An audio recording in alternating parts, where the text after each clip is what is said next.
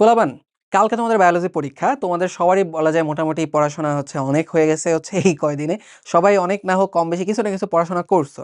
কিন্তু ভাইয়া একটা ব্যাপার তোমাকে মাথায় রাখতে হবে, পরীক্ষাতে তোমার টিচারের সাথে কমিউনিকেশনের একটা মাত্র জিনিস আছে, সেটা হচ্ছে তোমার পরীক্ষার খাতা। যে টিচার তোমার পরীক্ষার খাতা দেখবে সে কিন্তু জানে না যে তুমি সারা বছর পড়াশোনা করছো নাকি করো নাই, ঠিক আছে? পোলাপান, তোমাদের সাথে এখন বায়োলজি পরীক্ষা নিয়ে এমন কিছু টিপস শেয়ার করবো যা তোমার পরীক্ষার নাম্বারকে বাড়ায় দেবে অনেক গুণ। আ একটা ব্যাপার কি কখনো ভেবে দেখছো? যে, যে টিচার যে স্যার বা ম্যাডাম তোমার পরীক্ষার খাতা দেখবে তার সাথে তোমার কমিউনিকেশন এর একটা মাত্র ওয়ে আছে, সেটা হচ্ছে পরীক্ষার খাতা। ওই টিচার কিন্তু আগে থেকে কখনো জানে না যে তুমি সারা বছর কি পড়াশোনা করছো নাকি করো নাই। তুমি কি ফাঁকিবাজি করছো নাকি প্রচুর ডেডিকেশন দেখছো, তাই না? ওটা কিন্তু জানে না, কারণ উনি তো তোমাকে পার্সোনালি চেনে না। তাহলে উনি তোমাকে কি দেখে জাজ করবে? তোমার খাতাটা দেখে জাজ করবে। ঠিক আছে? এমন যদি হয় যে তুমি সারা বছর প্রচুর পড়াশোনা করছো, পড়াশোনা করে উড়াইয়া দিছো, ঘুরাইয়া দিছো। কিন্তু যদি এমন হয় যে তুমি পরীক্ষার খাতার মধ্যে ডেলিভারি ঠিকমতো দিতে পারো নাই। টিচার যেরকমভাবে তোমার কাছ থেকে অ্যান্সার চাইছে, যে জিনিসগুলো হচ্ছে টিচার খেয়াল করে, ওই জিনিসগুলোতে তুমি প্রায়োরিটি দাও নাই। নিজের মতো করে মন গড়া যা মন চাই পরীক্ষার খাতায় লিখে আসছো। তাইলে তুমি বলো তো দেখি, তাইলে কি ওই টিচার তোমাকে নাম্বার দিবে? দিবে না। ভাববে যে না, এ তো সারা বছর কি পড়াশোনা করলো, আমি কি জানতে চাইছি, প্রশ্নের মধ্যে কি জানতে চাইছি এগুলো বুঝে নাই, নিজের মতো করে করছে। এভাবে তো নাম্বার দেওয়া যায় না। আবার চিন্তা করে দেখো, যে হয়তো এত পরিশ্রম দেয় নাই, কিন্তু কিছুটা হলেও পরিশ্রম দিছে এবং সে এটা জানে যে টিচার তো তার কাছে কি জানতে চায়, পরীক্ষার খাতায় জিনিসগুলো কিভাবে প্রেজেন্ট করা উচিত, কি করা উচিত না করা উচিত, এই জিনিসগুলো মাথায় রেখে যদি যারা লিখছে, বলো তো সে বেশি নাম্বার পাবে কিনা? অবশ্যই সে বেশি নাম্বার পাবে। টিচার তোমাকে এই সারা বছর পড়াশোনা করছে। কথা বুঝতে পারছো? তাই বায়োলজি দেখো ভাই, এখানে কিন্তু জাস্ট এরকম না যে ফিজিক্স কেমিস্ট্রির মতো তুমি সূত্র লিখবা, ম্যাথ সলভ করবা, অঙ্ক যদি মিলে যায়, অ্যান্সার যদি মিলে যায়, ঠিক আছে, তাইলে এই যে ধরো সব সলভ হয়ে যাবে। ব্যাপারটা কিন্তু ভাই এরকম না। তাইলেই তুমি নাম্বার পেয়ে যাবে, ব্যাপারটা কিন্তু এরকম না। বায়োলজিতে যেহেতু এটা সায়েন্সেরও সাবজেক্ট, কিন্তু আবার বর্ণনামূলক অনেক লেখা থাকে। তো একটু কাপঝাপ এখানে আছে, একটু কিছু ব্যাপার-স্যাপার তোমাকে মাথায় রাখতে হবে, হ্যাঁ? তো এইটা নিয়ে যদি বলি, তোমাদের কিন্তু আলাদা একটা ক্লাস আছে সৃজনশীলের গ, ঘ এর সাজেশন নিয়ে, যেটা আজকে পাবলিশ হয়ে গেছে। তো ওই সৃজনশীলের গ, ঘ এর ক্লাসটা তোমরা একটু দেখে নিও। এখানে কিন্তু আমি তোমাদের ৭ টা চ্যাপ্টারের প্রত্যেকটা টপিক ধরে, ধরে কোন টপিক থেকে কিভাবে প্রশ্ন আসলে কিভাবে অ্যান্সার লিখতে হবে এগুলো কিন্তু ডিটেইলস বলছি। এখন তোমাদের সাথে ওভারঅল কিছু ব্যাপার নিয়ে কথাবার্তা বলবো। বায়োলজি পরীক্ষার একদম লাস্ট মোমেন্টে যে বিষয়গুলা তোমাকে অবশ্যই, অবশ্যই খেয়াল রাখা উচিত, অবশ্যই, অবশ্যই জানা উচিত, হ্যাঁ? যেমন ভাইয়া তোমাকে প্রথমেই যদি বলি, তোমাকে অবশ্যই জানতে হবে যে কোন প্রশ্ন অ্যান্সার না করা ভালো। ঠিক আছে? কোন প্রশ্ন অ্যান্সার না করা ভালো। কে যেন ফেসবুকে না ইউটিউবে কমেন্ট করতেছিল, "ভাইয়া বোর্ড পরীক্ষা থেকে বায়োলজিতে 10 এ 10 পাওয়া যায়?" হ্যাঁ ভাইয়া, বোর্ড পরীক্ষাতে বায়োলজিতে 10 এ 10 পাওয়া যায়। তাইলে কোন প্রশ্নগুলো অ্যান্সার করলে তুমি 10 এ 10 পাবা, বা তোমার নাম্বার কম কাটা যায়, কোন প্রশ্নগুলা? সেটা হইতেছে ভাইয়া, তুমি চিন্তা করে দেখবা যে প্রশ্নগুলোর উত্তর তোমার বইয়ে ডিরেক্টলি দেয়া আছে, ওইগুলোই তোমাকে অ্যান্সার করতে হবে। এখন তোমরা বলবা, "ভাই সব বোর্ড পরীক্ষার সব প্রশ্ন তো বই থেকেই আসে।" ঠিক আছে? তাইলে এইটা আবার কোন রকম কথা? বই থেকে ডিরেক্টলি আসবে মানে? কোন প্রশ্ন অ্যান্সার করব মানে? বিষয়টা তোমাকে ধরো একটা কমন একটা এক্সাম্পল দিয়ে তোমাদেরকে বোঝাই। ধরো মাইটোকন্ড্রিয়ার প্লাস্টিড। তোমরা জানো এই ২ টা টপিক থেকে রেগুলারলি বোর্ড পরীক্ষাতে অনেক প্রশ্ন আসে। এখন মাইটোকন্ড্রিয়ার প্লাস্টিড থেকে কি, কি প্রশ্ন আসতে পারে ভাইয়া? আসতে পারে মাইটোকন্ড্রিয়ার গঠন বর্ণনা করো।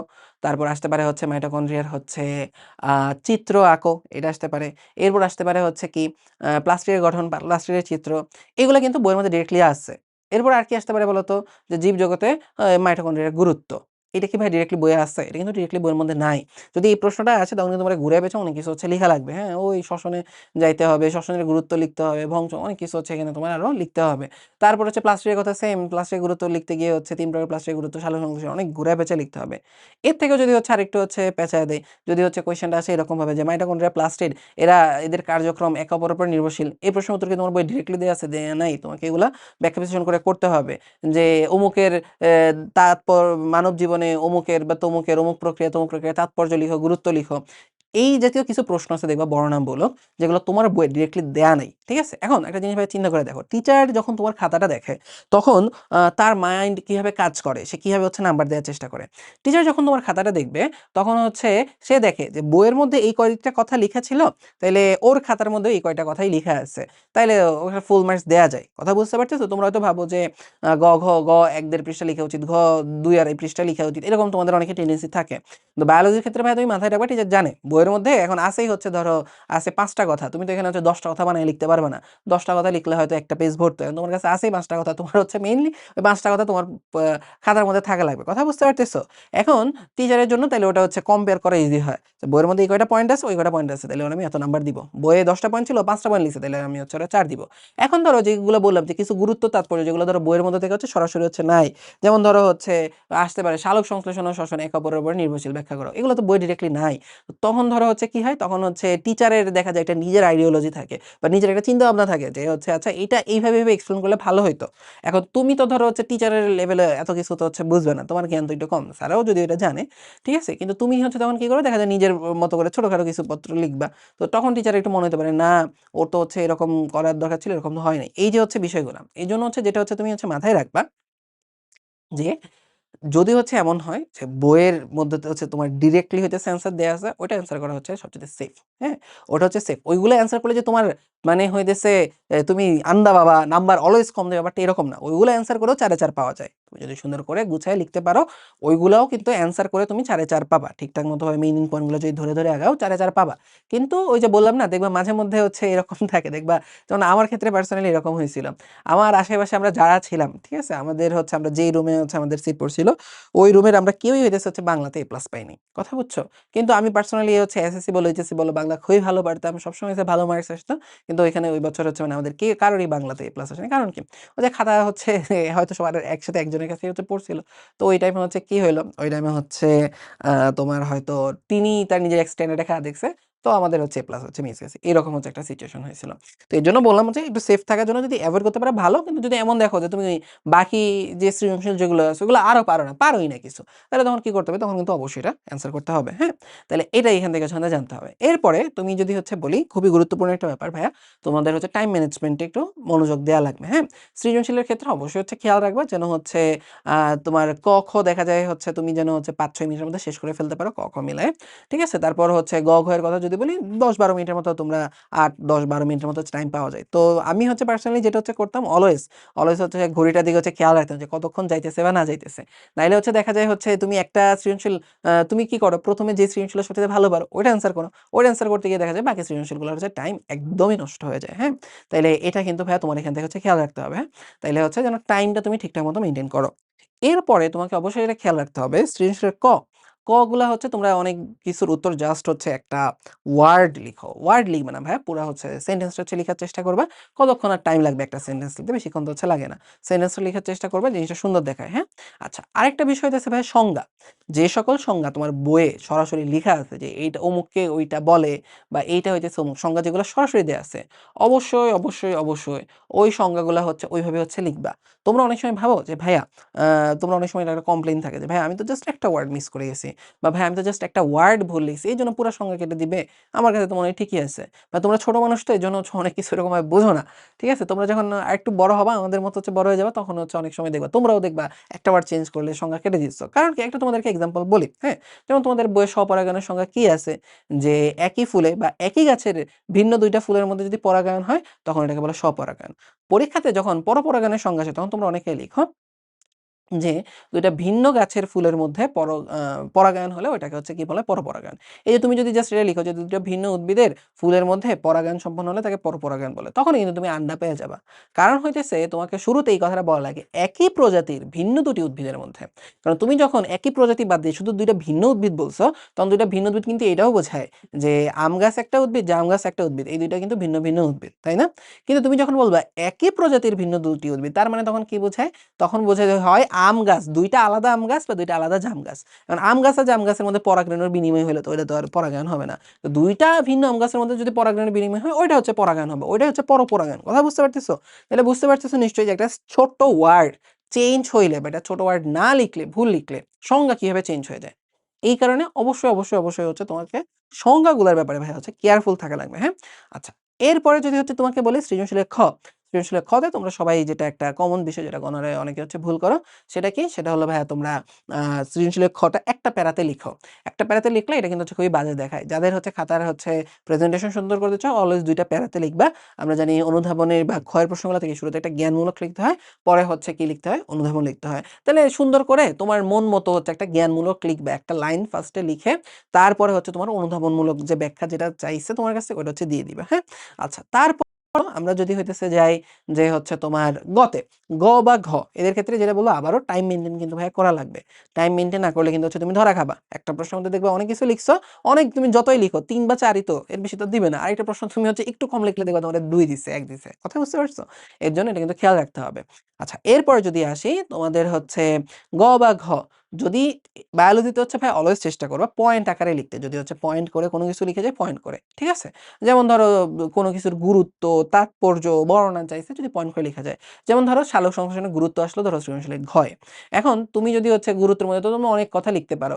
কিন্তু তুমি যদি প্যারা করে লিখো, ঘয়ের জন্য কয়টা প্যারা লিখবা? 4টা প্যারা। স্যারের মাথার মধ্যে একটা নাম্বার তখন বলবে যে 4, সে 4টা প্যারা লিখছে। 4টা প্যারার মধ্যে কিন্তু তুমি অনেকগুলো ইম্পর্টেন্ট পয়েন্ট বলছো, অনেকগুলো ইম্পর্টেন্ট হচ্ছে ইস্যু নিয়ে কথা বলছো। কিন্তু তুমি যদি হচ্ছে এমন করো যে হচ্ছে এরকম ভাবে পয়েন্ট দিয়ে 1 নাম্বার, 2 নাম্বার, 3 নাম্বার এভাবে দিয়ে হচ্ছে তুমি যে অ্যান্সারগুলো লিখো, তাইলে কি হবে? তাইলে দেখবা ওইখানে হচ্ছে কিন্তু স্যারের মাথায় পড়ে, ওরে ও তো হচ্ছে 12টা পয়েন্ট লিখছে, তাইলে 3টা পয়েন্টের জন্য যদি 1 নাম্বার করে দাও, তাও তো হচ্ছে সে 4 পেয়ে যায়। কথা বুঝতে পারছো? আবার আরেকটা বিষয় হচ্ছে, তুমি যখন পয়েন্ট করে লিখো, ইম্পর্টেন্ট পয়েন্ট যেগুলো আছে সেগুলো কিন্তু হচ্ছে তখন কি হয়? তখন কিন্তু হচ্ছে তোমার মাথার মধ্যে হচ্ছে কিন্তু এগুলো হচ্ছে স্যারের চোখের মধ্যে হচ্ছে ইজিলি হচ্ছে নোটিস হয় যে হচ্ছে আচ্ছা এই কথাগুলো লিখছি। কিন্তু তুমি যখন একটা প্যারার মধ্যে এত কিছু লিখবা, স্যার কি এত টাইম আছে তোমার সব লাইন ধরে হচ্ছে পড়বে? এত টাইম নেই, স্যার জাস্ট দ্রুত চোখ বোলায়। তাহলে তখন কিন্তু তোমার হচ্ছে অনেক কথাবার্তা স্যারের চোখে ধরা পড়বে না, ঠিক আছে? তখন কিন্তু যদি ধরা না পড়ে তাহলে এত লিখা লাভ হলো কি? তুমি তো নাম্বার পাবা না। কথা বুঝছো? তাহলে চেষ্টা করতে হবে যেন তুমি পয়েন্ট আকারে লিখার সুযোগ থাকলে যেন হচ্ছে তুমি এগুলো পয়েন্ট আকারে লিখতে পারো, হ্যাঁ? আচ্ছা, এরপরে যদি হইতেছে বলি, অবশ্যই গ বা ঘ পয়েন্ট আকারে লিখো, লিখার চেষ্টা তো হচ্ছে করবাই। বর্ণনা তো যদি এমন হয় যে পয়েন্ট আকারে লিখে দিতে বর্ণনা করে লিখতে হবে, লিখো। তবে অবশ্যই এদের জ্ঞানমূলকটা লিখবা। গ বা ঘতে কি হয় যে উদ্দীপকের এ বি সি ডি, ঠিক আছে, এর বৈশিষ্ট্য লিখো।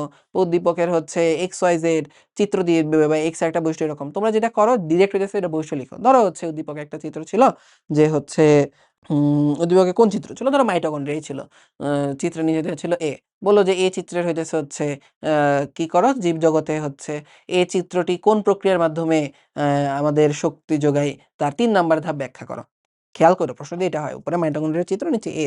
নিচে হচ্ছে ধরো তোমার গতে প্রশ্ন করছে, উদ্দীপকের চিত্রটি যে প্রক্রিয়ায় আমাদের শক্তি যোগায় তার ৩ নাম্বার ধাপ ব্যাখ্যা করো। তাহলে এখন তুমি এটা বুঝতে পারছো না, ক্রেবস চক্রের ব্যাখ্যা চাইছে। তোমরা অনেকে যেটা করো ডিরেক্ট গতে গিয়ে লিখে ফেলো যে নিজে ক্রেবস চক্রের বা ব্যাখ্যা দেওয়া হলো।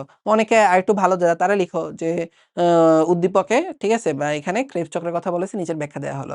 কিন্তু যারা হচ্ছে সবচেয়ে ভালো তারা কি করে বলো তো? সুন্দর করে ওই যে প্রশ্নের যে লাইনটা ধরে হইতেছে ওটার একটা দেখা যাবে অ্যান্সার দিয়ে দিবা যে উদ্দীপকের চিত্র এম হলো মাইটোকন্ড্রিয়া। কি বললাম? উদ্দীপকের চিত্র উদ্দীপকের চিত্র এম হলো মাইটোকন্ড্রিয়া, যার মধ্যে কোন প্রক্রিয়ায় শক্তি, যা বলছিলাম না পরের প্রশ্ন, পরের পার্ট কি ছিল? কোন যে প্রক্রিয়ায় শক্তি উৎপাদন করে। উদ্দীপকের চিত্র এম হলো মাইটোকন্ড্রিয়া, যা শ্বসন প্রক্রিয়ায় শক্তি উৎপাদন করে, এবং এই প্রক্রিয়ার তৃতীয় ধাপ হলো কি? ক্রেবস চক্র। নিচে এর বর্ণনা দেওয়া হলো। কথা বুঝছো? তাহলে এবার যদি তুমি জ্ঞানমূলক লিখো, টিচার হচ্ছে খুবই ইমপ্রেসড হবে যে সে সবগুলো কথা মাথায় রেখে জ্ঞানমূলকটা সাজাইছে। টিচার যদি ইমপ্রেস থাকে তাহলে তো হচ্ছে তুমি নাম্বার অটোমেটিক্যালি হচ্ছে বেশি পেয়ে যাবা, হ্যাঁ? আচ্ছা, এরপর আমরা চলে আসি যে হচ্ছে চিত্র আঁকা। চিত্র আঁকার ক্ষেত্রে তোমাকে অবশ্যই খেয়াল রাখতে হবে যে তোমাদের কমন একটা হচ্ছে ভুল যেটা হয় সেটা হচ্ছে তোমরা দেখা যায় চিত্রের নিচে চিত্রের নামকরণটা করো না। ঠিক আছে? চিত্র লিখে চিত্রের নামটা হচ্ছে দাও না পেন্সিল দিয়ে। তো এই ভুলটার কারণে দেখা যায় তোমাদের হচ্ছে অনেকেরই হচ্ছে নাম্বার কাটা যায়। তাই অবশ্যই হচ্ছে যেটা করবে চিত্রের নামটা দিতে হবে। আর চিত্রের লেবেলিংটা একটু নিট অ্যান্ড ক্লিন হওয়া লাগবে। চিত্র আঁকা নিয়েও কিন্তু তোমাদের আলাদা একটা গাইডলাইন ভিডিও হচ্ছে আমি করছি, যেটা হচ্ছে তোমরা আমাদের ফেসবুক পেজেও পাবা, ইউটিউব চ্যানেলেও পাবা। ওইটা দেখে নিয়ে অবশ্যই চাইলে চিত্র আঁকা নিয়ে যে মাইনর যে ভুলগুলো হয় ওগুলো কিন্তু হবে না, হ্যাঁ? আচ্ছা, চিত্র আঁকা নিয়ে আরেকটা গুরুত্বপূর্ণ বিষয় তোমাকে খেয়াল রাখা লাগবে। ওইখানে অনেক কথা হয়েছে, এর বাইরেও একটা কথা আবার এখানে বলি। সেটা হলো যে কোন প্রশ্নে তুমি চিত্র আঁকবা, কোন প্রশ্ন হচ্ছে তোমার চিত্র আঁকা লাগবে কিনা। ধরো তোমারে বলছে চিত্র আঁকতে, তাহলে তো চিত্র আঁকতে হবে। এখন ধরো তোমারে বলছে বর্ণনা দাও, মাইটোকন্ড্রিয়ার বর্ণনা দাও, তখন কি মাইটোকন্ড্রিয়ার চিত্র আঁকবা কিনা? এই যে এই প্রশ্নটা। এখন ভাইয়া তোমাকে মাথায় রাখতে হবে যে হচ্ছে চিত্র আঁকার বিষয়টা কি হচ্ছে জানো? চিত্র আঁকার বিষয়টা হইতেছে তুমি হচ্ছে কারো বাসায় বেড়াইতে যাইতেছো, সেই বেড়াইতে গেলে মিষ্টি নিয়ে যাওয়ার মতো। এখন ধরো তুমি হচ্ছে আমার বাসায় বেড়াইতে আসছো। এখন তোমারে আমি ফোন দিয়ে বললাম যে, "হ্যালো অমুক, ঠিক আছে? হ্যালো রহিম, তোমার বাসায় তো মানে আমার বাসায় কালকে তোমার দাওয়াত, তো তুমি খাইতে এসো।" তো তখন হচ্ছে তুমি বললা, "হ্যাঁ, হ্যাঁ ভাই আসতেছি।" এখন ধরো তুমি বাসায় আসলা খালি হাতে। তখন তো আমার ধরো হচ্ছে খুবই মেজাজ খারাপ হবে। কারণ আমার মিষ্টি খেতে অনেক ভালো লাগে। আর মোটা-সোটা এই শরীর দেখে তোমরা বুঝতে পারার কথা। আমার ভালো লাগে অনেক। তাইলে এখন তুমি যদি হচ্ছে ওই মিষ্টি জাতীয় খাবার না নিয়ে আসো, তাহলে তোমার মেজাজ খারাপ হবে। আমি তো এক্সপেক্ট করছি তুমি মিষ্টি নিয়ে আসবা। কিন্তু আমি তোমার একটু বইলা দিব যে হচ্ছে মিষ্টি নিয়ে আসো। ওই কথা আমি বলব না। আমি বলব না যে মিষ্টি আনো, কিন্তু আমি কিন্তু এক্সপেক্ট করব। তো চিত্র আঁকার ব্যাপারটা জাস্ট এরকম যে ধরো যখন বর্ণনা চাই তখন হচ্ছে সরাসরি তখন তখন তোমারে কখনো বলবে না যে চিত্র আঁকো, কিন্তু দিলে খুশি হবে। তুমি যদি মিষ্টি নিয়ে আসো তাহলে ধরো হচ্ছে আমি যখন খুশি হবো, চিত্র এঁকে দিলেও টিচার কি হবে, খুশি হবে। তবে এখানে তোমার খেয়াল রাখতে হবে মেইন প্রায়োরিটি কোনটা ভাইয়া। যদি প্রশ্ন আসে যে মাইটোকন্ড্রিয়ার কি করো, মাইটোকন্ড্রিয়ার হচ্ছে বর্ণনা দাও, তাহলে এখানে কিন্তু চিত্র তোমার কাছে প্রশ্ন উল্লেখ করে নাই। যেমন না যে তুমি চিত্র আঁকলে ফুল মার্কস পেয়ে যাবা, তাইলে তোমাকে এখানে কি করতে হবে, গঠন বর্ণনা দাও, তাহলে তোমাকে অবশ্যই এখানে কি করতে হবে ভাইয়া, গঠনটা হচ্ছে তোমাকে আঁকতে হবে, মানে লিখে দিতে হবে। মাইটোকন্ড্রিয়ার গঠন লিখে দিছো, তাহলে তোমার মেইন দায়িত্ব যেটা তোমার হচ্ছে এখানে যেটা তোমার ফরজ ছিল ওটা তোমার হচ্ছে এখানে কাজ শেষ। এখন তুমি এক্সট্রা যে জিনিসটা আছে চিত্র, ওইটা কি করবা, তোমার হাতে যতটুকু টাইম আছে ততটুকুর উপর ছোট করে একটা চিত্র এঁকে দিবা। যেমন ধরো যদি এখন এই প্রশ্নটা যদি আসতো যে মাইটোকন্ড্রিয়ার চিত্র আঁকো, তখন তোমাকে কি করতে হইতো, চিত্র যে সেভেন, তখন তোমার চিত্রটা ভালো করে আঁকতে হইতো। চিত্র সবগুলা সুন্দর করে চিত্র একদম পারফেক্ট সাইজে আঁকা লাগতো, সবগুলা হচ্ছে পার্টস তোমাকে এখানে হচ্ছে চিন্তা করতে হতো, লেভেলিং করতে হতো, চিত্রের নাম লিখতে হবে, সব লিখে টিখে তারপর যদি হচ্ছে 1-2 মিনিট টাইম পেলে বর্ণনা কিছু লিখলে লিখলো, না লিখলে নেই, প্যারা নাই। কিন্তু যদি এমন হয় যে মাইটোকন্ড্রিয়ার হচ্ছে বর্ণনা, ঠিক আছে, তাহলে তখন তোমার মেইনলি বর্ণনাটা গুছায় লিখে এরপরে হচ্ছে অল্প একটু টাইমের মধ্যে চিত্র যেভাবেই পারো, ওই চিত্র সুন্দর না হইলেও প্যারা নাই, স্যার কি দেখবে, স্যার দেখবে মিলে তুমি ইফোর্ট দিছো কিনা, চিত্র আঁকতে গেছো কিনা। ওই চিত্র যদি সুন্দর না হয় স্যার বুঝবে যে তুমি হচ্ছে উম বর্ণনা লিখতে গিয়ে টাইম কম পাইছো, তাই চিত্র আঁকা এরকম হয় নাই। লেভেলিং যদি সব নাও করো ওই বর্ণনার চিত্রের মধ্যে, এত একটা হচ্ছে প্যারা নাই, ঠিক আছে। কিন্তু যদি এমন হয় যে চিত্র সহ বর্ণনা করো, তাহলে কিন্তু তোমাকে এখান থেকে ভাইয়া অবশ্যই দুইটা জিনিসই কিন্তু হচ্ছে তোমাকে মেনটেন করতে হবে, হ্যাঁ। তাহলে এই হইতেছে হচ্ছে তোমার বলা যায় হচ্ছে মোটামুটি আমাদের বলা যায় বায়োলজি নিয়ে হচ্ছে গাইডলাইন, ঠিক আছে। আমার মনে হয় মাথায় আর ওইরকম আর নতুন করে কিছু আসতেছে না তোমাদের যে ব্যাপারে নিয়ে হচ্ছে টিপস দেওয়া যায়। তবে তোমাদের যদি হচ্ছে কোনো টপিক নিয়ে হচ্ছে কোনো ইস্যু থাকে যে ভাই এই ব্যাপারে একটা সাজেশন দেন, এটা করা ঠিক হবে কিনা, বা এটা করবো কি নাকি করবো না, ঠিক আছে, তোমরা হচ্ছে আমাদেরকে হচ্ছে কমেন্ট বক্সে জানাও, কমেন্ট করে হচ্ছে জানাও। আমি হচ্ছে আসি তোমাদের সাথে, তোমাদের হচ্ছে ওই প্রবলেম নিয়ে সব রকমের অ্যান্সার দিয়ে দেবো ইনশাল্লাহ। তো সবার পরীক্ষার জন্য শুভকামনা। আল্লাহ হাফেজ, আসসালামু আলাইকুম।